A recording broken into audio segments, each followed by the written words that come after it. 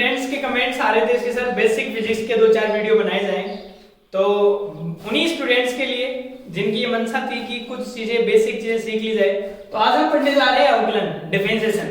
देखो बेसिकली अवकलन होता क्या है इसके बारे में पहले हम लोग चर्चा करते हैं, उसके बाद में हम लोग इसके कुछ फॉर्मूले पढ़ेंगे और वो फॉर्मूले कहां-कहां काम में आते हैं हम लोग उसके बारे में डिस्कस करने वाले हैं। ओके, तो सबसे पहले ये होता क्या है, कहां काम में आता है।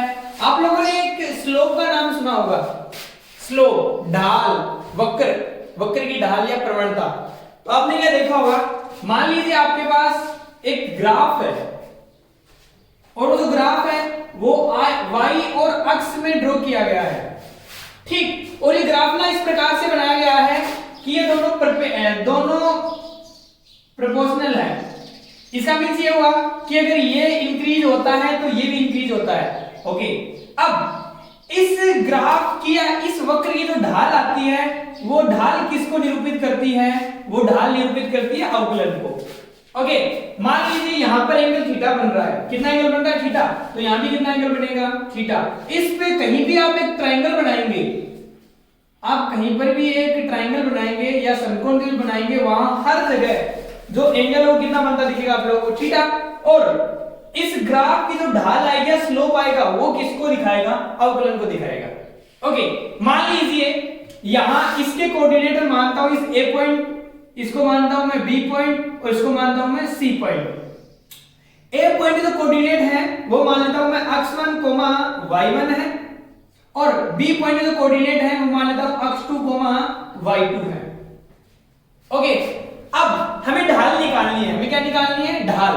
तो आप शायद जानते हैं ढाल या स्लोप जो होता है वो टेंजेंट होता है, tan थीटा होता है। तो इसकी जो स्लोप होगी या जो ढाल होगा वो ढाल क्या होगा, लंब बटे आधार, बेस लंब बटे आधार। तो देखो हम लोग के पास एक त्रिभुज बन रहा है ए बी सी, इसमें लंब कौन है BC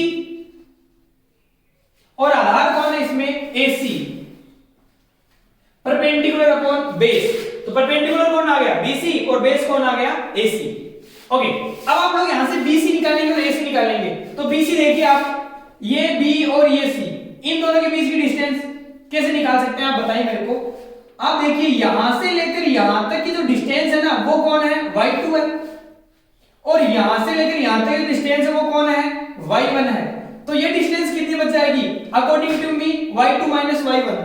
तो बताइए BC की वैल्यू कितनी हो जाएगी, यहां स्लोप आएगा ना, वो स्लोप कितना हो जाएगा, y2 - y1। और AC देखिए ये रहा AC, ये A। आप बताइए मेरे को C तक की डिस्टेंस कितनी होगी, देखो x2 है ना, तो वो कौन हो जाएगा x2, और यहां तक की डिस्टेंस कितनी होगी, वो हो जाएगी कौन, x1। तो आप मेरे को बताइए ये BC कितना बच जाएगा, BC बच जाएगा x2 - x1, तो कितना हो जाएगा x2 - x1।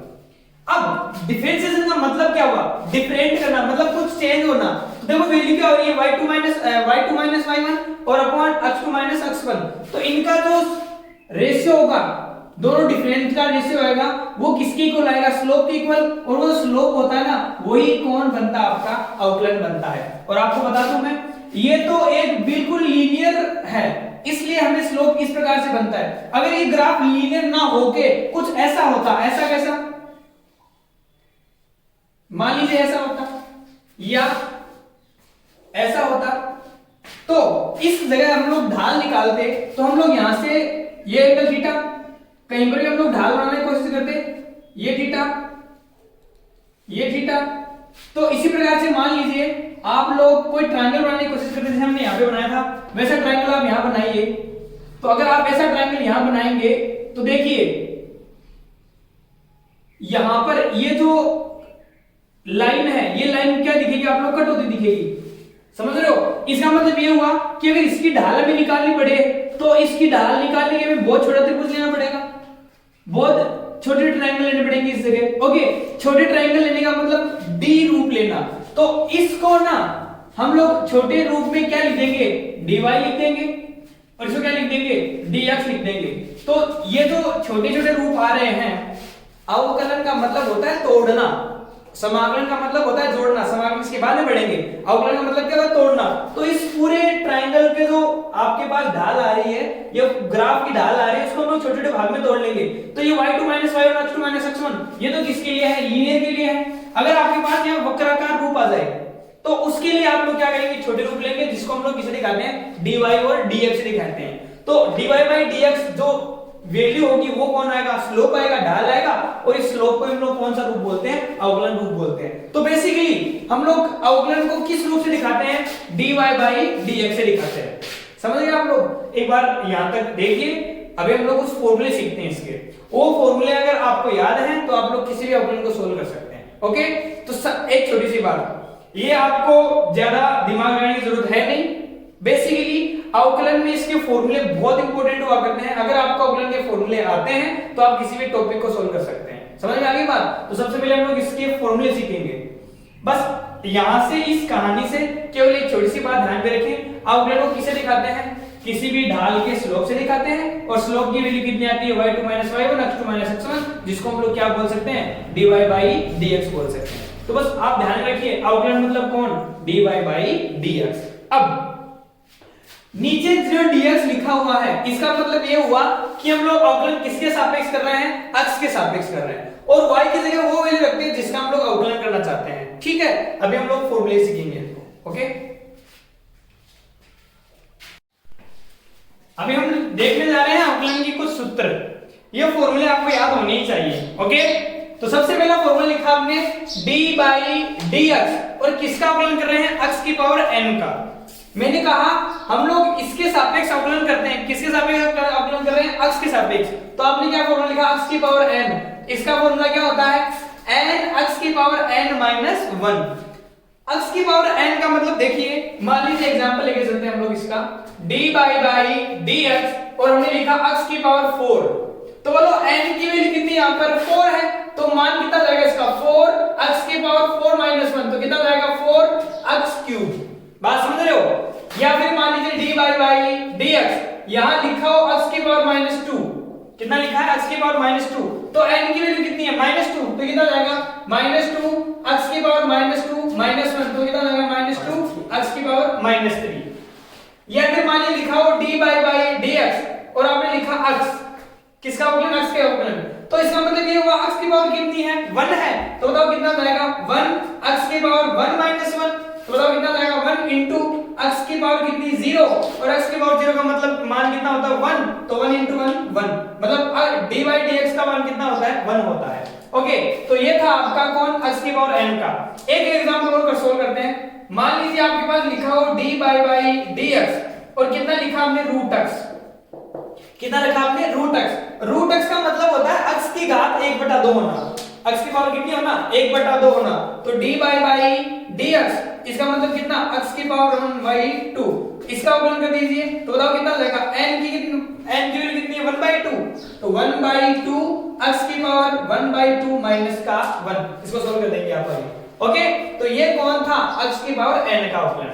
ठीक, दूसरा है नियत। दूसरा कौन है? नियत। नियत का अवकलन कितना होता है? 0। याद रखेंगे, इसका कोई इलाज नहीं है। नियत का अवकलन कितना होता है? 0 होता है। ओके, नियत मतलब देखो, मैंने लिखा dy/dx, और मैंने यहां पे लिखा 5। देखो नियत का मतलब देखना क्या ये जो वैल्यू है कोष्टक के अंदर वाली, ये अक्ष पर निर्भर कर रही है? नहीं कर रही। तो जब वैल्यू अक्ष के रूप में नहीं हो या अक्ष पर निर्भर नहीं करती है, तो वैल्यू कौन होती है? कांस्टेंट, नियत होती है। नियत का अवकलन कितना होता है? 0। मान लीजिए आपने लिखा dy/dx, या आपने लिखा dr/dx, तो ये r क्या अक्ष पर निर्भर कर रही है? नहीं कर रही, अक्ष के रूप में नहीं है, तो इसका अवकलन कितना होगा? 0 होगा।